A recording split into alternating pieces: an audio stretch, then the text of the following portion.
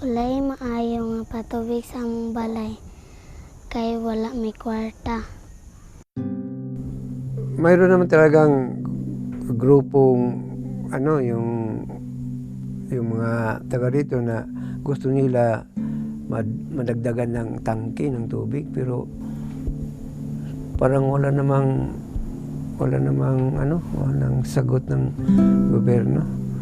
Sometimes administrations of certain economic enterprise like water districts, sometimes they are partial. Bakit yung area maraming tubig? Bakit doon sa aming eskwelahan wala? Project na cost of 1.5 million. Then, pagkatapos ng project, pagkatingin mo, parang yung makita mo ba ay hindi talaga yung exactly amount yung nagawa. Kumbaga may kulang. Pero base sa study namin talaga ang kakulangon ay it's because of yung source na tubig.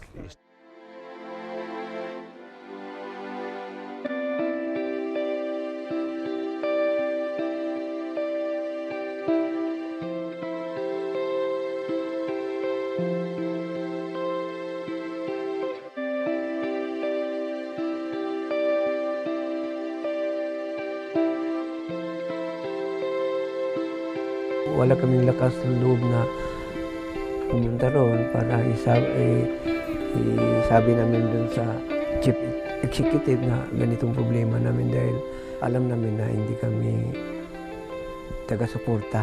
Alam ng barangay, pero wala naman silang masusumbungan.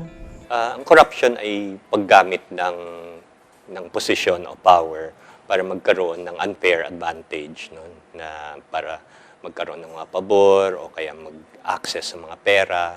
Di pasa kami nga naipatubig, pero at the end, wala. Every time I bring the issue to the local officials, to the concerned authorities, they will always misunderstand me. All the while they were thinking that I am criticizing their administration. At baka dito nga ang magkaroon ng papel ang mga NGOs na magbibigay tinig sa kanila o kaya tutulong sa pagprotekta ng karapatan nila. Nang nagkatipon-tipon na po kami, doon namin na pag-usapan na mayroon talagang nangyayaring mga corruption dito sa particular sa water. Kaya wala tayong tubig, it is because, based on the survey, 20% of the budget went to corruption. So here comes a group who also help us in monitoring the financial management of these water service providers.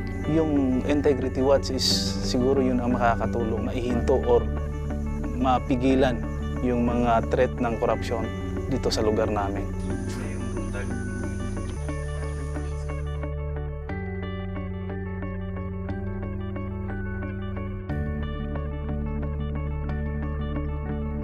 Sa among mga trainings, gituluan kami sa paglantaw o unsaon namo sa pagsulod.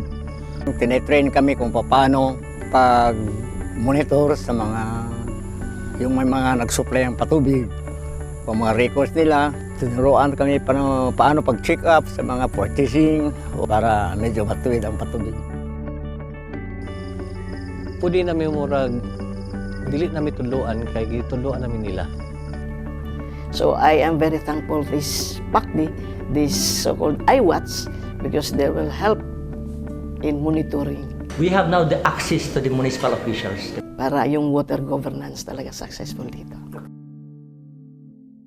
Kahit iba-iba po yung pananaw namin sa buhay, iba-iba yung sektor namin, iba-iba yung issues namin, pero pagdating po sa corruption, talagang nagkakaisa po kami. Habang mayroong issues ng corruption siguro, we hope to continue.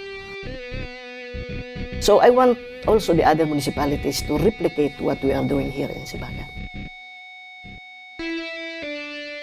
iWatch! iWatch! iWatch! iWatch! iWatch! iWatch! iWatch! iWatch! iWatch, mare! iWatch! iWatch! iWatch! Kamu na po. Kamu na pod! Kamu na pod! Kamu na pod! Kamu na pod! Kamu na pod! Kamu na pod! Kamo na pod